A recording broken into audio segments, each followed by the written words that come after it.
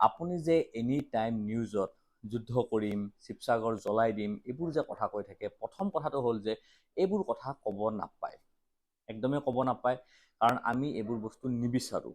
কথাটো বেয়া ভাৱত নল'ব, কিন্তু যদি আপোনাৰ লগত মানে সঁচাকৈ যুদ্ধ কৰিব আহে কোনোবাই ছিংগল, আপুনি পাৰিব নেকি? এইটো এটা প্ৰশ্ন আপোনালৈ, পাৰিবনে আপুনি ছিংগল? কাৰণ আপোনাৰ লগত যুদ্ধ কৰিব হ'লে ছিংগল আপোনাৰ নিচিনা একে বডিৰ মানুহ হ'ব লাগিব, হয় নে নহয়?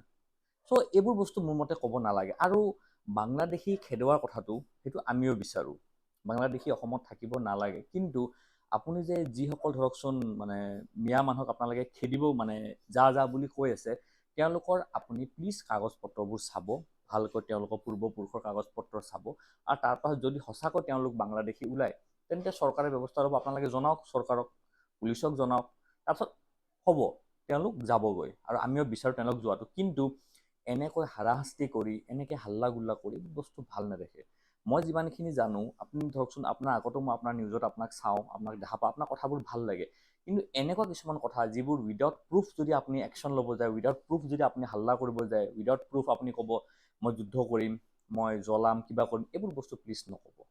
এইখিনি মোৰ কথা, মই যদি কিবা ভুল কৈছোঁ মোক ক্ষমা কৰিব। জয় আই অসম।